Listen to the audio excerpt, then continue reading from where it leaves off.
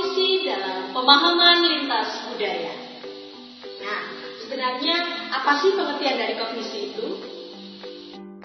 Kognisi adalah sebuah proses mental yang mengubah masukan menjadi sebuah pengetahuan.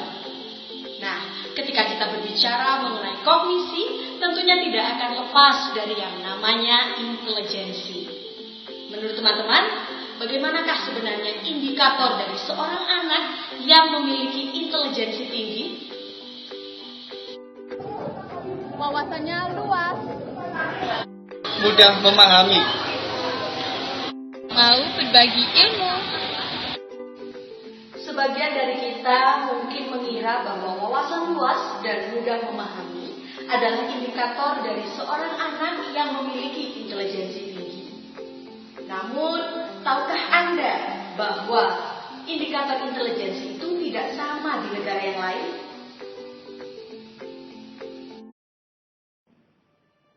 Di Cina, intelijensi diartikan sebagai kegiatan meniru, berusaha, dan bertanggung jawab dalam bidang sosial.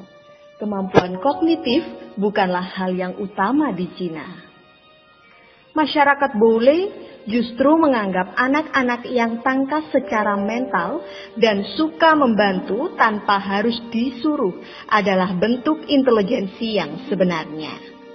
Nah, dua contoh di atas menunjukkan bahwa tidak semua budaya menganggap intelijensi hanya melulu pada pengetahuan kognitif saja. Sebenarnya, ada 7 tipe intelijensi. 7 tipe itu terdiri atas matematis, logis, linguistik, musikal, spasial, kinestetik kebutuhan, interpersonal, dan intrapersonal. Nah, pemirsa, berikut ini akan kami bandingkan tes produk Indonesia, yakni UKBI, dengan tes produk Amerika, TOEFL. Mari kita saksikan liputannya bersama.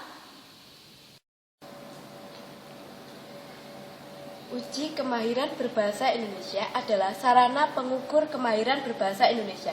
Fungsi dari tes UKBI adalah untuk menguji kemampuan berbahasa Indonesia. Di dalam tes UKBI berisi 4 sesi. Yang pertama, sesi mendengarkan. Yang kedua, sesi merespon kaidah. Yang ketiga, sesi membaca. Dan yang keempat, sesi menulis. Tes UKBI sangat cocok digunakan dalam budaya Indonesia. Karena contoh soal-soal yang diambil berhubungan dengan kehidupan sehari-hari atau sejarah yang ada di masyarakat Indonesia. Contoh teks yang terdapat pada sesi membaca ialah tentang biografi Wage Rudolf Supratman. Beliau adalah pencipta lagu Indonesia Raya. TOEFL, Test of English as Foreign Language, adalah tes bahasa Inggris yang dibuat oleh Lembaga Amerika Serikat. Hasil TOEFL dapat digunakan untuk berbagai keperluan, yaitu yang pertama, melamar pekerjaan, yang kedua, menamatkan studi di perguruan tinggi, dan yang ketiga, yaitu melanjutkan studi ke jenjang S2 di luar negeri. TOEFL terdapat 4 bagian, yaitu bagian reading, listening, speaking, dan writing. Tes TOEFL tidak sesuai digunakan di dalam budaya Indonesia apabila contoh teks yang diambil dari budaya barat. Contohnya yang berjudul Good News for Movie Fans. Saya merasa puas sekali dengan tes UKBI yang telah saya lakukan beberapa waktu lalu. Karena saya mendapat skor di atas rata-rata. Namun berbanding terbalik dengan tes TOEFL yang saya lakukan pada saat SMA ataupun pada saat awal perkuliahan di Universitas Brawijaya ini. Saya merasa itu terdapat kesulitan dari kata-kata yang ada dalam tes TOEFL tersebut, sehingga saya merasa kebingungan dan salah dalam memilih pilihan yang ada dalam tes tersebut. Itu dikarenakan karena skemata saya tentang konteks yang terdapat dalam TOEFL tersebut itu berbeda dengan apa yang ada dalam pikiran atau skemata saya. Contohnya saja dalam kata it's not your business.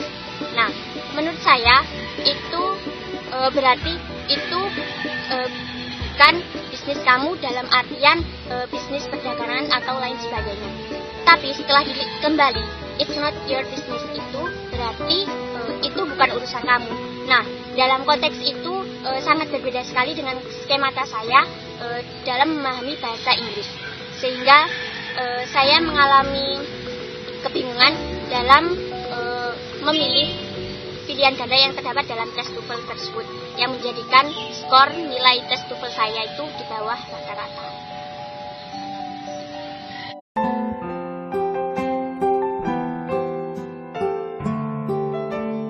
Kurikulum 2013 memiliki alat evaluasi yang sesuai dengan budaya Indonesia. Sebelumnya, KTSP hanya menilai kognitif dan psikomotorik siswa. Sikap siswa tidak dinilai di sana.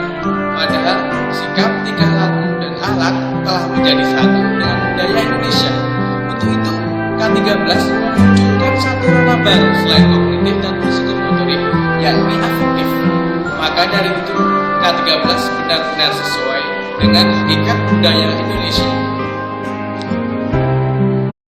Wah, ternyata ada banyak sekali yang harus kita ketahui untuk memahami kognisi dalam lintas budaya ya.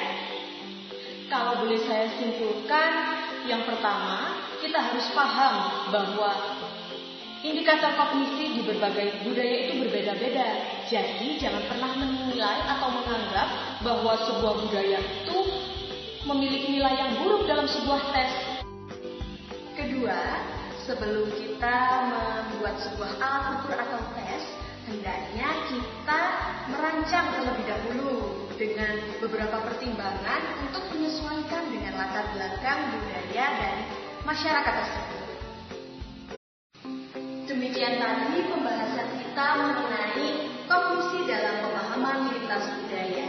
Semoga topik kita bermanfaat dan sampai jumpa pada topik-topik selanjutnya di Bedah Wawasan.